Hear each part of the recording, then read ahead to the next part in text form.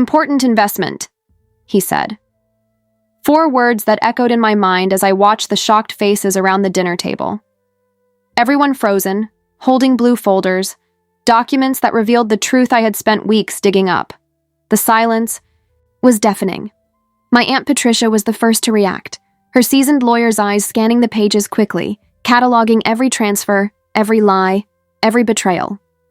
Brandon's face, my half-brother, shifted from shock to shame as he saw the financing contract for his sports car bought with the money that was supposed to send me to the University of Michigan.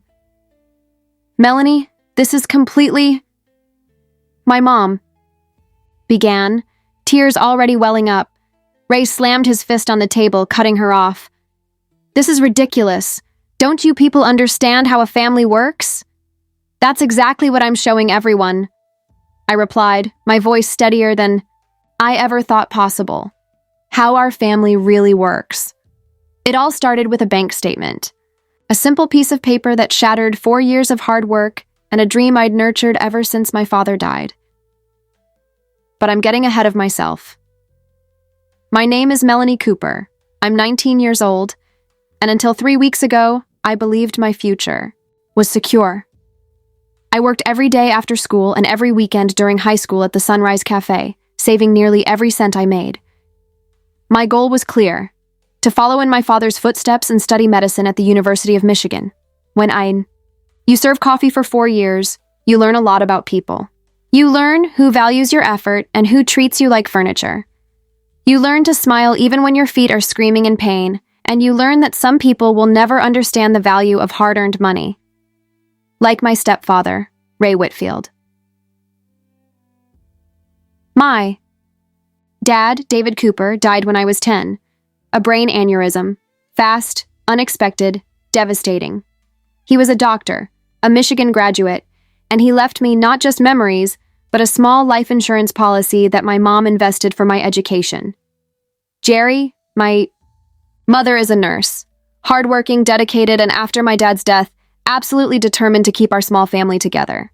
Maybe it was that determination that blinded her to what would come next. 5 years after we lost my dad, Ray came into our lives, charming, smooth-talking, seemingly stable. He sold insurance, drove a nice car, and made my mom laugh again. It was hard not to like him, at least at first. When he and his son Brandon moved into our modest home 3 years ago, I noticed the first cracks in the surface. Brandon, 2 years younger than me, never had to work for anything. His room quickly filled with the latest gadgets, expensive sneakers, and everything a teenager could want. Meanwhile, I kept serving coffee, saving every penny, laser-focused on my goal. Ray would occasionally make comments about how I was too serious or wasting my youth working, but I brushed them off. "You're building your future brick by brick," Dr. Thompson, my school mentor, used to say. That's how you build something that lasts. In my senior year, when the acceptance letter from the University of Michigan arrived, I felt that every drop of sweat, every extra shift, every missed birthday and dance had been worth it. My mom cried with pride, and even Ray raised a special toast at our celebration dinner. "To our future doctor," he said, lifting his glass. "May she honor her father's legacy." A week later, I received the packet detailing the costs and deadlines. The first deposit was due in 30 days. I was ready, or so I thought. My mom and I went to the bank together, just as we had planned for years. The joint account we shared, where my cafe savings and my dad's insurance money had been kept, had over $45,000. It wasn't enough to cover all 4 years, but with partial scholarships and an on-campus job, I'd manage. The bank manager, Mr. Grayson, greeted us with a smile that quickly turned into confusion. He typed in my account number, frowned, tried again. "There must be some mistake," he finally said, turning the monitor toward us. "The account shows a current balance of 1,876.40 tower. I remember the ringing in my ears, the room spinning slightly, my mom's hand gripping mine too tightly. "That can't be right," I murmured. "I checked online 2 weeks ago, Mr.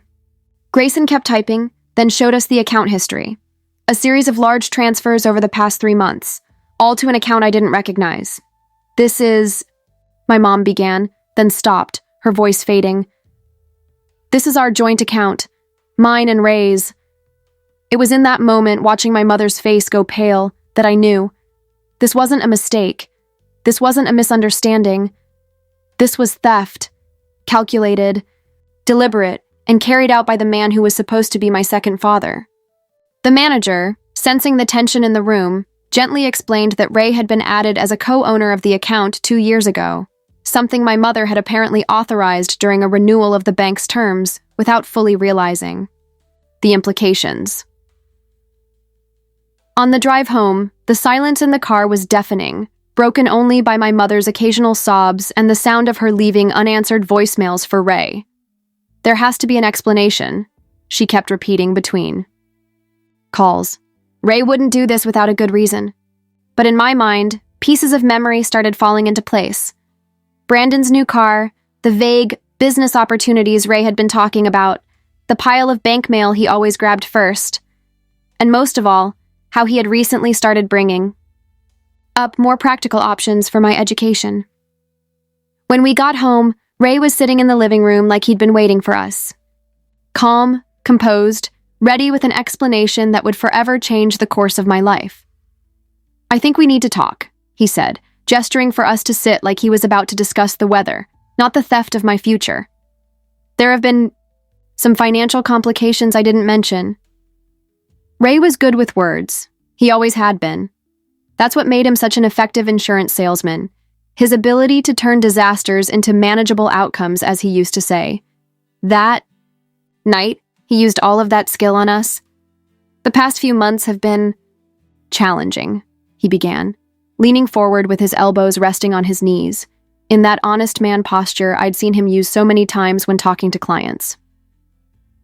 Some investments went south. There were debts piling up even before I met you all. My mom, sitting stiffly beside me on the couch, kept alternating between squeezing my hand and wiping away tears. Why didn't you tell me, Ray? His gaze softened as he looked at her. I didn't want to worry you, Jerry. You work so hard taking care of so many people at the hospital. I thought I could handle it on my own. Then he launched into an elaborate story about failed investments, a friend who bailed on a joint business venture and, almost as a side confession, a few unsuccessful bets he'd made trying to recover his losses. We were about to lose the house, he explained, his voice deliberately low. The creditors were already calling. I used the college fund as a temporary fix, a loan really. I planned to put it all back before Melanie needed it. I watched his performance with a clarity I'd never felt before. Every gesture, every vocal inflection, crafted to evoke empathy, to paint himself as a victim of circumstance, not the perpetrator. You said a few bets, I interrupted, unable to keep playing along. You mean gambling? You used my college money to pay off gambling debts? A flicker of irritation crossed his face, so fast that if I hadn't been watching closely, I might have missed it. It's more complicated than that, Melanie.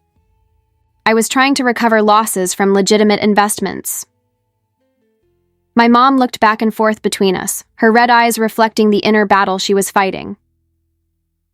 How much? She finally asked. How much do you owe total? Ray hesitated. Another telltale sign. What matters is that I'm fixing it. I've got a few promising deals in the works that will straighten everything out. Like Brandon's new car? I asked. Was that a promising deal too? Something darkened in his eyes. Brandon needed a reliable car for school and work. Brandon doesn't work, I replied, the absurdity of it all crashing over me like a wave. He's never worked a day in his life. Melanie, my mom interjected, her voice laced with that familiar conciliatory tone, the one she used when she was trying to avoid conflict at all costs.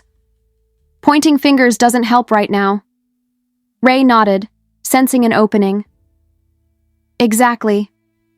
We need to focus on solutions, not blame. That's when he dropped what he clearly thought was a reasonable proposal. Besides, he continued, his tone growing even softer, there are more affordable options than Michigan. The local community college has a perfectly fine pre-med program. You could do your first 2 years there, save money, work part-time. A lot of kids do that. For a moment, I was speechless. The audacity, the sheer lack of remorse. It was like he'd slapped me and then suggested I should thank him for the lesson. I worked for 4 years, I finally said, my voice trembling not from sadness, but from barely contained rage. 4 years serving coffee, skipping parties, dances, weekends, all to save up. That money was my future. Technically, Ray replied, his tone now cold and calculated. The money was in a joint account with your mother, who is my wife. Legally, I didn't do anything wrong. I looked at my mom, hoping, no, needing her to defend me, to show the same outrage I was feeling. But her eyes stayed downcast, fixed on her hands twisting nervously in her lap. We need time to work this out as a family, she finally said, her voice barely audible. Ray's right. Pointing fingers doesn't help anyone. In that moment, something inside me broke. Not just the trust I had in Ray, that had already shattered at the bank, but a certain innocent faith I had held in my mom, in her ability to protect me when it truly mattered. Time? I repeated. Tuition's due in 3 weeks. What am I supposed to tell the university? Sorry, my stepdad gambled my future away in Vegas. Would you mind holding my spot while he tries to score a better deal? That kind of attitude isn't going to help, Ray snapped, any pretense of remorse gone. Maybe it's time you grew up and realized the real world doesn't bend to your plans. Adapt, Melanie. That's what adults do. I stood up without a word and walked to my room. I locked the door, ignoring my mom's soft knocks. I sat on the bed, gripping my phone like a lifeline. My hands trembled as I typed the message. Sophia, I need your help. It's urgent. Sophia Lynn wasn't just my mom's best friend and my godmother. She was an accountant, with eagle eyes for numbers and an even sharper sense of justice. More importantly, she was the only adult I knew who had never been fully charmed by Ray's superficial charm. As I waited for her response, I looked at the photo on my nightstand, me and my dad on our last fishing trip together. I was 9, proudly holding a small trout, his arm wrapped around my shoulders. I'm going to fix this, Dad, I whispered to the photo, somehow. Little did I know, fixing it would involve more than just getting the money back. It would mean rebuilding my understanding of what truly makes a family, and realizing that sometimes real loyalty doesn't mean staying silent, but having the courage to expose painful truths. Sophia showed up at my house the next morning at 7 a.m., long before Ray was awake. When I opened the door, she hugged me without a word, then placed her hands on my shoulders and studied me with those sharp eyes that seemed to see right through any mask. Tell me everything, she said simply. Every detail. We sat on the back porch, our voices low in the cool spring morning. I told her about the bank, the transfers, Ray's so-called explanation. As I spoke, she took notes in her small notebook, occasionally asking pointed questions I'd never even thought to consider. When did your mom add Ray to the account? Did he mention any specific names tied to those so-called investments? When exactly did Brandon get the new car? Her calm, methodical presence grounded me, turning my anger and despair into something more focused, more determined. Don't do anything impulsive, she advised when I finished. We need to fully understand what happened before we act. Ray's manipulative, but numbers don't lie. Let's follow the money.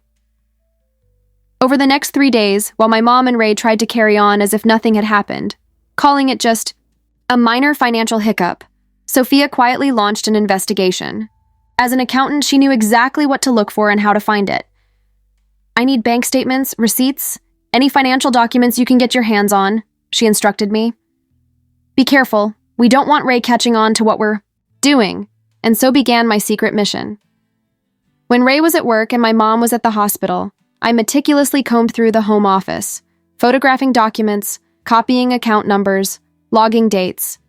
On the nights Ray suspiciously left for business meetings, I checked his browser history on the computer he carelessly left unlocked.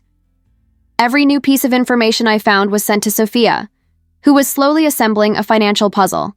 Far more sinister than I had imagined. On Friday, she called me. "I'm coming to your house. There's something you need to see." Half an hour later, we were sitting in her car, parked a block away from my house, looking at a thick folder filled with neatly organized documents. "It's way worse than we thought, Melanie," Sophia said grimly. "Ray didn't use the money to save your house from creditors. There was no foreclosure threat." She flipped a page, revealing records of bank transfers highlighted in bright yellow. "Here, $12,000 to Vegas Games and Resort in February. Another $8,500 in March. $15,000 to Future Options LLC. I checked. It's a shell company he created last year. Basically just a personal slush fund." She turned to another section. "And here, $22,000 to North Star Auto in April. The dealership where Brandon bought that Mustang." I stared at the numbers, each one representing months of double shifts, aching feet, and sacrificed dreams. There was never a plan to pay the money back, was there? I asked, though I already knew the answer. Sophia slowly shook her head. "Based on what we found? No. He was just hoping you'd accept the loss and scale back your ambitions." She hesitated, then turned to the final section of the folder. "There's one more thing you need to see. It's not easy." The document looked like a scanned newspaper clipping, dated 7 years ago. The headline read, "Guardian accused of mismanaging college funds." My eyes scanned the article, landing on key phrases. Raymond Whitfield, appointed financial guardian after his sister's death, allegedly diverted funds meant for his niece's college education. Case dropped when the niece chose not to pursue charges. "This isn't the first time he's done this," I whispered, the full weight of Ray's betrayal finally hitting me. "He has a pattern." Sophia nodded solemnly. "I spoke to his niece yesterday. Jennifer. She's 25 now. Ray convinced her not to move forward with the case, told her it was all a misunderstanding, and that he'd pay the money back. He never did. She ended up dropping out of college." We sat in silence for a moment, the weight of everything we'd uncovered hanging heavy in the air. Finally, Sophia turned to me, her eyes firm. "So, what do you want to do with all of this?" I looked down again at the folder in my lap, concrete proof not just of Ray's theft, but of who he truly was behind the charm and carefully crafted lies. "First, I need to show this to my mom," I said. "She needs to see the full truth." When I got home, I found my mom alone in the kitchen, going through the motions of making dinner, her movements mechanical, her eyes still swollen from crying. I had avoided being alone with her since the confrontation with Ray, the pain of her not standing up for me still too raw. "Mom," I said gently, "we need to talk." She looked at the folder in my hands, resignation in her eyes. "More about Ray." "And the money?" "Yes. And it's important that you see everything." Reluctantly, she wiped her hands on her apron and sat down at the kitchen table. As she read through each page, I watched her face shift through a range of emotions: shock, disbelief, anger, and finally a deep pain that broke my heart. "Oh, Melanie," she whispered when she reached the article about the niece. "I didn't know. I swear I didn't know." "I know, Mom," I replied, holding her hand. "But now you do. The question is, what are we going to do about it?" She looked at me, a new resolve forming in her tired eyes. "He lied to me, to us. He stole your future." Her voice grew stronger. "We can't let this go." It was in that moment that I heard the front door open, followed by Ray's booming voice. "We're home, and I brought dinner." Brandon's voice echoed behind him. "Hope it's Chinese food. I'm starving." My mom and I exchanged a glance, silently communicating in a way we hadn't in years. Quickly, she helped me tuck away the documents. "Not here, not now," she murmured. "We need to be strategic." When Ray walked into the kitchen, bags of food in hand and that easy smile on his face, as if he hadn't done anything wrong, as if he hadn't shattered my future, my mom managed to smile back. "What a nice surprise," she said, and I admired her ability to keep up the act. Later that night, after Ray and Brandon had gone to sleep, she came into my room. "We have to do this right," she whispered, sitting on the edge of my bed. "Ray's not just manipulative, he's cunning. If we confront him directly, he'll deny everything or find a way to wriggle out. So what do we suggest?" A sad smile crossed her face. "Remember what your father always used to say about chess? Don't announce your move before you make it." The next day, I called Dr. Thompson. He had always been more than just a professor to me. He was a mentor, a guide, someone who helped fill the void left when my dad passed away. I needed his wisdom now more than ever. We met at the local cafe where I used to work. When I saw him walk in, gray hair and upright posture just like always, I felt a wave of comfort. Dr. Thompson had that kind of presence that immediately calmed a room. "Melanie," he said as he sat down, placing his wrinkled hands on the table. "Tell me what's going on." I told him everything: the bank, the transfers, Ray's excuses, our investigation, the discoveries about his niece. Dr. Thompson listened, closely, never interrupting, his blue eyes growing more serious with every revelation. "What should I do?" I asked when I finished. "Part of me just wants to confront him, scream at him, expose everything. But I know that won't fix anything, Doctor." Thompson was quiet for a moment, considering my words. "Sometimes, Melanie," he said finally, "true family loyalty means having the courage to confront injustice, not cover it up." His words struck something deep inside me.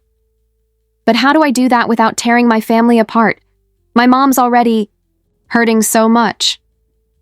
"Think of it another way," he replied. "By letting Ray keep getting away with this, without consequences, are you really protecting your family, or just making it easier for more damage to happen later?"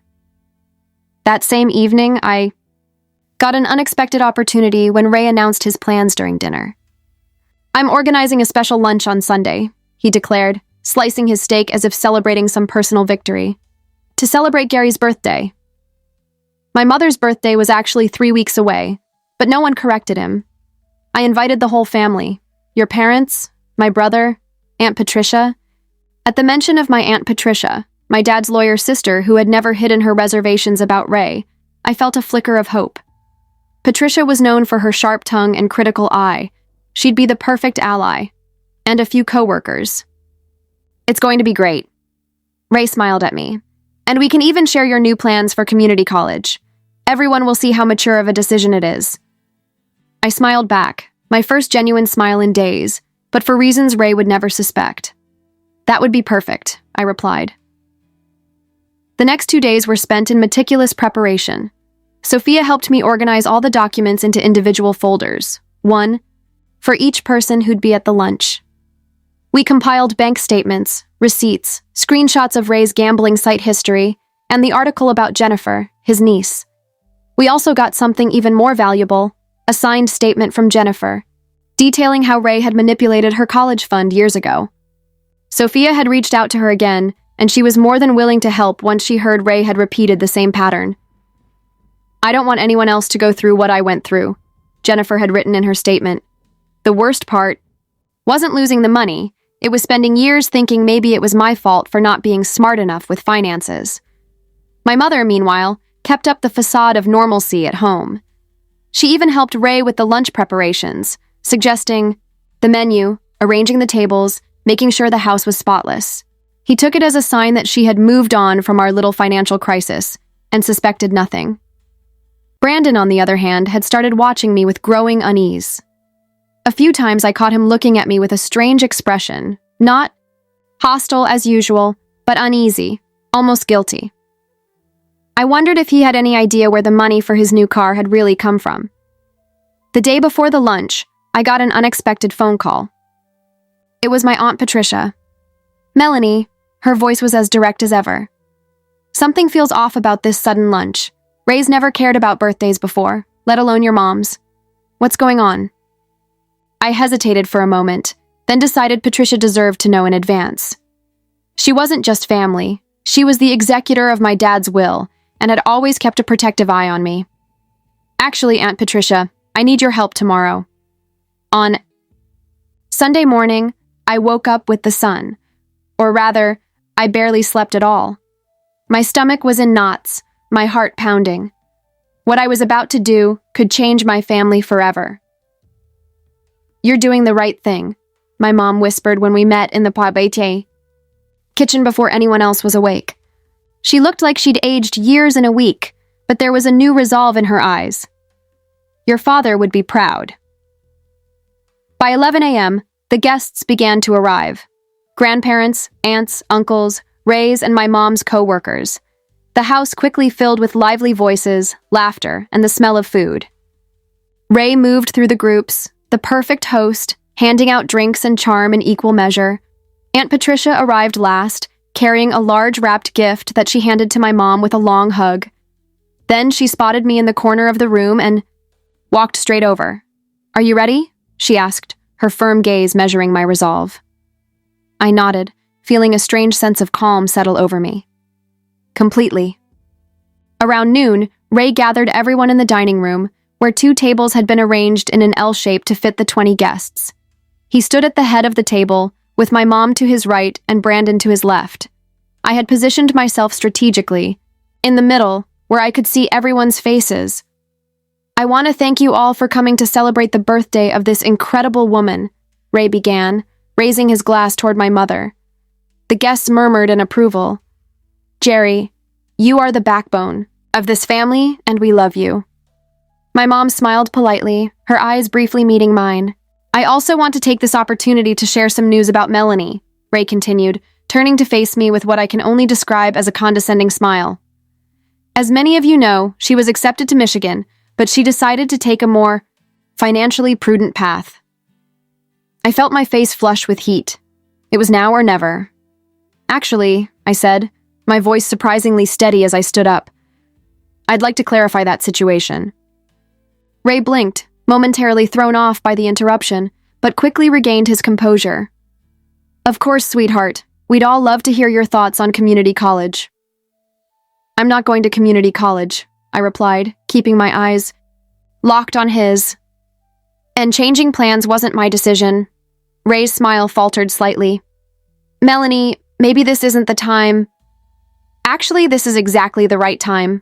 I motioned to Sophia, who was standing near the dining room door. She stepped in, carrying a stack of identical blue folders, and began handing them out to everyone at the table. "What is this?" Ray asked, his voice stripped of its usual fake warmth. "The truth," I said simply. A heavy silence settled over the room as everyone opened their folders. Faces shifted from curiosity to shock, then disbelief, and finally outrage. As they absorbed the contents, Ray tried to jump in, abruptly standing up. "This is a complete misunderstanding. Melanie is blowing a temporary situation out of proportion. These are notarized copies of bank statements," I interrupted, my voice unnervingly calm despite my racing heart. "They show systematic transfers from my college fund over the past 3 months, a total of $43,214.65. As you can see on page 3, I continued, pointing to the documents, the money was transferred into the joint account belonging to Ray and my mother. On page 4, you'll find records showing how that money was spent." Aunt Patricia, who had already reviewed the documents, spoke up. Her voice, seasoned with legal authority, left no room for doubt. "Las Vegas, North Star Auto, Shell Companies, Brandon's new sports car, no legitimate investments." Ray looked around frantically like a cornered animal searching for an escape, his eyes locked onto my mother. "Jerry, you can't seriously believe this. This is clearly your daughter manipulating the facts because she can't handle disappointment." My mother straightened her shoulders, calm dignity radiating from her posture. "I saw the original records, Ray, at the bank. They don't lie." Brandon was staring at the page showing the transfer to the auto dealership. His face had gone pale. "My car," he muttered. "It was bought with her college fund?" Ray turned on him. "Now is not the time, Brandon." "But is it true?" Brandon pressed, his voice growing firmer. "You said the car was from your annual bonus." That's when I realized Brandon hadn't been in on it. He was just another pawn in Ray's game. "Turn to the last page," I instructed the guests, who remained in stunned silence. "You'll find a newspaper article from 7 years ago, and A recent sworn statement. Ray turned completely pale when he saw that page. I could tell he hadn't expected it. This isn't the first time, I continued. Ray did the exact same thing to his niece Jennifer after becoming her financial guardian when his sister passed away. He drained her college fund and convinced her not to press charges by promising to pay it back. You never paid her back, did you, Ray? Aunt Patricia's voice cut through the air. Jennifer never went to college. She's been working as a grocery store cashier ever since. My grandfather, a normally quiet 75-year-old man who rarely spoke up during family gatherings, slammed his fist on the table with surprising force. This is outrageous! His voice trembled with anger. Does that money include my son's? Life insurance? The money David left for his daughter's education? Ray looked like a drowning man, desperately searching for something to cling to. Look, everyone is overreacting. It was a temporary loan to help our family. I was protecting us from a financial crisis. Actually, Sophia said, raising a document. Your credit report shows you weren't being chased by creditors over your house. Your only major debts were to casinos and high-risk loan companies that cater to gamblers. Ray's desperate gaze swept the room, searching for any ally. He found none. You really think you're going to get away with this? He snapped, turning to me with barely contained rage. Your word against mine? I'm a respected insurance professional. You're just a melodramatic teenager. It's not just her word. My mother's voice was calm but firm. There are official documents, bank statements, transfer records, with your digital signature, and my testimony.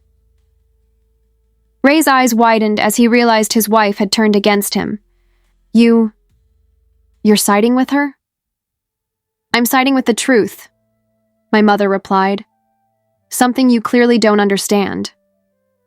It was Aunt Patricia who took back control of the situation. Her experience as a lawyer showed as she stood up, carefully adjusting her glasses. Ray Whitfield, you have two options. First, a formal civil agreement for full restitution, which will include the immediate sale of any assets purchased with the stolen money, starting with Brandon's car. It will also include structured payments until the full amount is recovered. She paused to make sure everyone was listening. Second option, we press criminal charges for fraud and embezzlement. Take this to court, and you not only face court-ordered restitution, but possible jail time, especially considering there's an established pattern from previous cases. Ray grew even paler, if that was even possible. This is ridiculous. You can't prove anything. Actually, a middle-aged man sitting in the corner said, someone I vaguely recognized as one of Ray's colleagues. These documents are pretty compelling, and as the manager of your insurance agency, I'm particularly alarmed. Embezzlement is a serious matter in our industry, Ray. We'll have to report this to the regulatory board. A gray-haired woman, Ray's aunt, whom I barely knew, shook, her head sadly. First Jennifer, now this. When are you going to learn, Raymond? At that moment, Brandon abruptly stood up, throwing his napkin onto the table. You told me you were helping me get started in life. His voice cracked with emotion. But you were destroying her future just to give me things I didn't even need. He turned to me, his face twisted in a mix of shame and regret. Melanie, I didn't know. I swear I didn't know. The room spun with tense conversations, accusations, expressions of shock and disbelief. Ray stood at the head of the table like a statue, his face shifting between barely contained fury and panic. This is an ambush, he hissed. A conspiracy to humiliate me. No, Ray, I replied, meeting his gaze directly. It's justice. And in that moment, surrounded by family and friends who were finally seeing Ray for who he truly was, I felt something unexpected. Not triumph or revenge, but relief. The truth, as painful as it was, had finally come to light. The real, hard work, reclaiming my future, was still ahead. But for the first time in weeks, I felt that maybe, just maybe, everything would be okay. The next moments unfolded like scenes from a slow-motion film. Ray, with no more words left to defend himself, grabbed his car keys from the entryway table and stormed out, slamming the door behind him, leaving the room in a tense silence. Brandon stood frozen for a moment, tears of shame streaming down his face until he mumbled, "I'm sorry," and rushed to his room. The guests exchanged awkward glances, unsure of the proper social protocol for a family lunch that had turned into an expose of financial fraud. It was my mother who, surprisingly, took control. "I think we all need a moment," she said with a quiet dignity I hadn't seen in her for years. "Please help yourselves at the buffet table. We could all use some food and time to process." As the guests broke off into small groups, their voices now low and intense, Aunt Patricia approached and gently squeezed my hand. "You were brave today," she said. "Your father would be proud." Sophia wrapped her arm around my shoulders. "We've taken the first step. Now we work on what comes next." The hours that followed were a blurry mix of conversations, tears, and planning. My grandparents insisted on helping financially, despite my initial objections. Several uncles and aunts offered interest-free loans. Dr. Thompson, who had been a last-minute guest, promised to contact Michigan's admissions office to explain the extraordinary situation. "Universities have procedures for extenuating circumstances," he assured me. "Your outstanding academic record will weigh heavily in your favor." Brandon eventually returned to the room, his eyes red, his face downcast. "I'm going to sell the car tomorrow," he said, approaching me hesitantly. "I know it doesn't fix everything, but it's a start."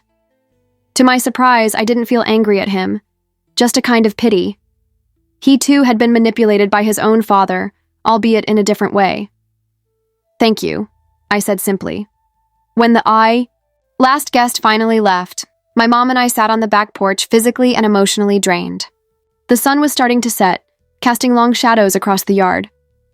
"I'm so sorry, Melanie," she said after a long silence. "I should have protected you better. I should have seen the signs." "How could you have known?" I replied. "He fooled everyone." "Not you," she noted with a small smile. "You always watched him with those analytical eyes you got from your dad. You always saw more than you let on." In the days that followed, the storm I had set in motion kept unfolding. Ray didn't come home that night, or the next. We later learned he'd stayed with a friend before renting a small apartment on the other side of town. Aunt Patricia, true, to her word, formalized a legal agreement outlining how Ray was to repay every cent. Brandon's Mustang was sold 3 days later. Our house would also have to go up for sale, part of the shared finances between Ray and my mother, but Patricia made sure the division of assets would reflect how much each person had originally contributed. A week after the confrontation, I received 2 important letters. One from the University of Michigan, granting me an extension on the enrollment deadline and consideration for additional scholarships, and another, surprisingly, from my former cafe manager.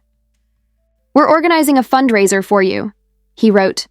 "Everyone here remembers how tirelessly you worked for 4 years. The regular customers you served with a smile, no matter how exhausted you were, want to give back. It's only fair." Brandon, who had initially withdrawn in shame, slowly began to change. One afternoon, he showed up at home holding job application forms for local businesses.